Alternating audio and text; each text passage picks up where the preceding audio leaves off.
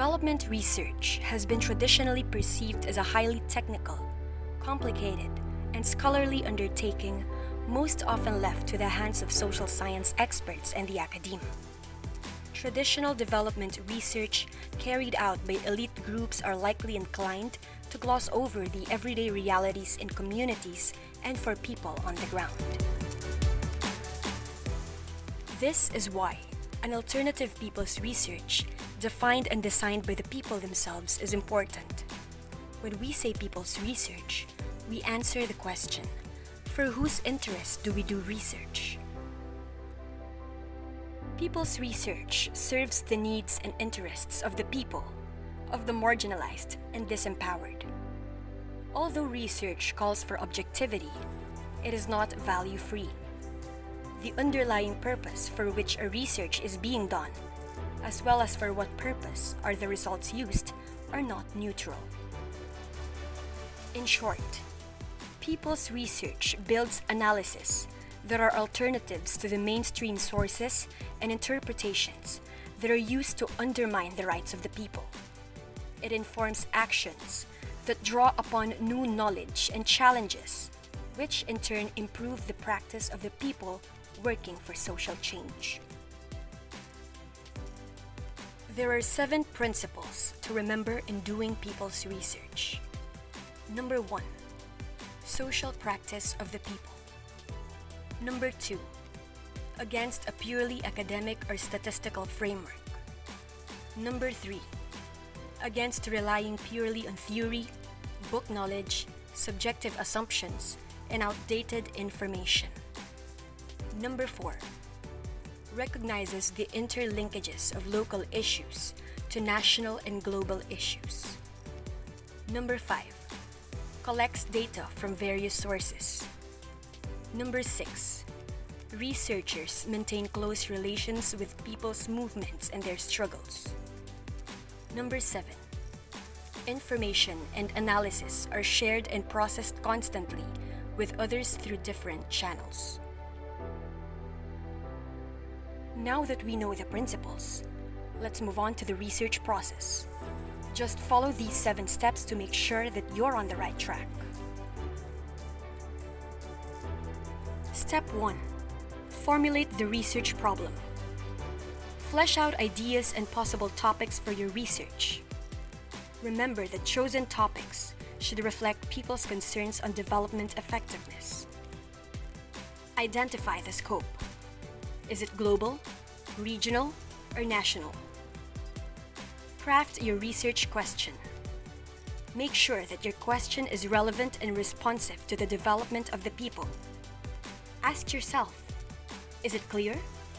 Can it be investigated? Step 2. Set the objectives of the research.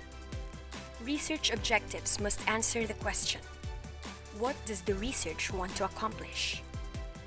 Refine your objectives by splitting them into 2, general and specific objectives. Step 3. Identify an appropriate research strategy and approach. Look into how previous studies on the research problem have been conducted to help you identify the most suitable strategy and approach. There are 3 main strategies and approaches: quantitative, qualitative, and participatory research.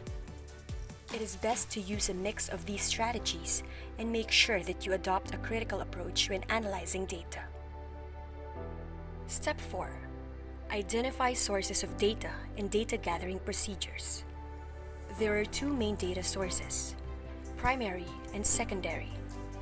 Meanwhile, research methods can be classified into quantitative and qualitative. Step 5. Process and analyze data.